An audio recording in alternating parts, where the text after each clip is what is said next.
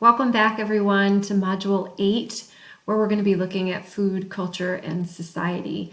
We're entering the third section of the semester, which examines the major drivers in the food system, and culture is one of them.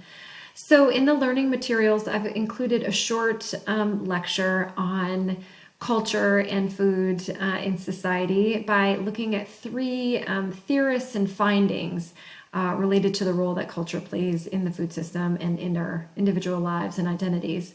So then there's also a section in the learning materials on Meatless Mondays. As you'll read in the readings this week, food plays a significant role in identity and also in terms of power and politics. So this is seen in a number of food movements.